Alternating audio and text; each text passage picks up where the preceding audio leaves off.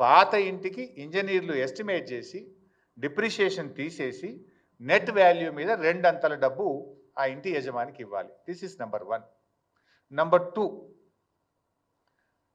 Veg loss. అంటే వాళ్ళు ఉపాధి కోల్పోతారు. నిజంగా మూసీలో ఎవరి ఇండ్లు పోయినా ఎక్కువ ఎవరి పోతున్నాయి ఈ నిమిషానికి?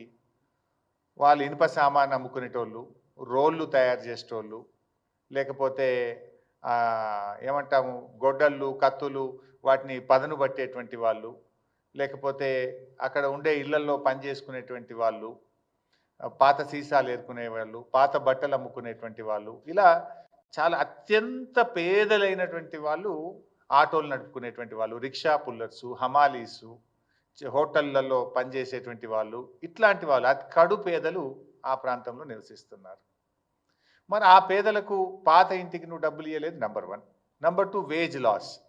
మన 2014 భూసేకరణ చట్టం ఏం చెప్తుందంటే, ఆ ఇంటిలో పెళ్ళైనటువంటి వాళ్ళు ఎందరుంటే అంతమందిని కుటుంబాలుగా గుర్తించాలి. పెళ్ళి అయినటువంటి వాళ్ళు ఆ ఇంట్లో ఎందరుంటే అందరినీ కుటుంబాలుగా గుర్తించాలి. ఒక్కొక్క కుటుంబానికి 7,50,000 రూపాయల వేజ్ లాస్ 1 టైం సెటిల్మెంట్ కింద ఇవ్వాలి. నెంబర్ 2.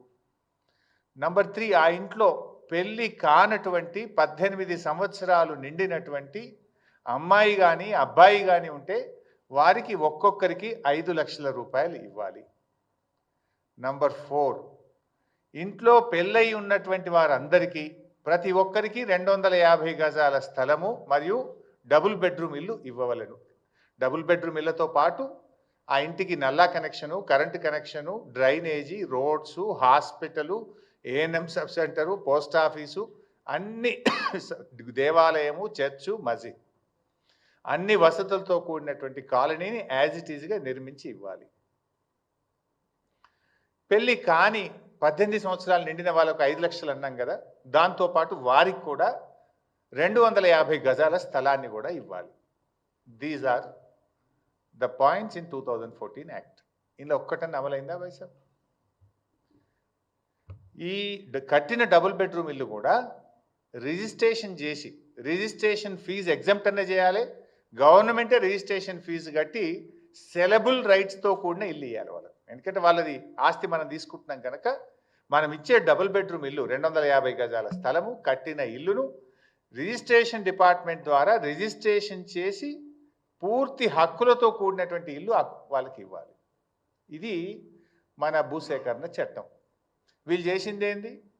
కేసీఆర్ గారు కట్టిన డబుల్ బెడ్రూమ్ ఇళ్లలో నెట్టేసారు వాళ్ళని, ఖతం. అది కూడా అసైన్మెంట్, ఉత్తరే కాగితం ఇచ్చారు. అది సెలబుల్ రైట్ కాదు, హక్కు లేదు, దాని భూమి లేదు, అదేంటి అపార్ట్మెంట్. అది పేదల కోసం కట్టిన అపార్ట్మెంట్ లాగా కట్టింది. రేపు వాళ్ళకి ఏముంటుంది?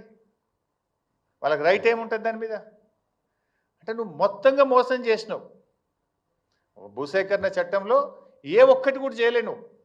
బేసికల్లీ పాత ఇంటికి డబ్బులు ఇవ్వలేదు, ఉపాధికి కోల్పోయే వారికి డబ్బులు ఇవ్వలేదు, వాళ్ళకు house site with built house ఇవ్వాలి, అది ఇవ్వలేదు, పెళ్లిగాని పిల్లలకు సాయం చేయలేదు. అంటే ప్రజల్ని మోసం చేసిండు రేవంత్ రెడ్డి, పార్లమెంట్ను కూడా మోసం చేసిండు రేవంత్ రెడ్డి. బికాస్ ఆయనే మున్సిపల్ మినిస్టర్, ఆయన సంతకంతోనే ఢిల్లీకి పోతుంది ఫైల్. పార్లమెంట్లో ఏదైనా సమాధానం చెప్పాలంటే రాష్ట్రంలో సంబంధిత శాఖ మంత్రి యొక్క అప్రూవల్తోనే ఆ సమాధానం పార్లమెంటుకు వెళ్తుంది. ఇవాళ మున్సిపల్ మంత్రి ఆయన్నే, ముఖ్యమంత్రి ఆయనే ఇలా ఈ రాష్ట్ర ప్రజల్ని మోసం చేసిండు, కేంద్ర ప్రభుత్వాన్ని మోసం చేసిండు, పార్లమెంటును కూడా రేవంత్ రెడ్డి గారు మోసం చేశారు. ఇప్పుడు ఆల్రెడీ కొన్ని ఇళ్ళు కూలగొట్టింది కదా బైసాబ్, మీరు ఫోటోలు కూడా ఉన్నాయి ఇక్కడ. ఈ పేదల ఇళ్ళు కూల్చేసిండ్రు. ఇప్పుడు ఈ ఇళ్ళకి మరి ఇప్పుడు డబ్బులు ఇవ్వాలంటే కూడా ఆ ఇల్లుని ఎట్లా ఎస్టిమేట్ చేస్తావు? How do estimate these houses? How will you compensate these poor people? వీళ్ళకి ఎవరు బాధ్యత? ఇప్పుడు మూసీలో కూడా చూసిండ్రు బైసాబ్, ఇప్పుడు సన్నాయి నొక్కులు నొక్కుతున్నారు మళ్ళా. ఏమని? లేలే అనుమతులు ఇప్పుడు ఇల్లు కూల్చాం, ఇక కొత్తవి మాత్రమే కఠనీయం అంటుండ్రు. మరి కూల్చిన సంగతి ఏంది చెప్పాలి కదా హైడ్రా కమిషనర్, చెప్పాలి కదా ముఖ్యమంత్రి. కూల్చిన మూసీ ఇండ్ల సంగతి ఏంది, హైడ్రా ఇండ్ల సంగతి ఏంది? నాకు ఇంటికి అన్ని అనుమతులు ఉన్నాయి అని కుయ్యో మొర్రో అని మొత్తుకున్నా, కాళ్ళ మీద పడి వేడుకున్నా, రోడ్డు మీద పడి గిలగిల కొట్టుకున్నా కనికరం లేకుండా పేదల ఇండ్లు కూల్చిండ్రు కదా హైడ్రా పేరిట. ఇప్పుడేమంటున్నారు?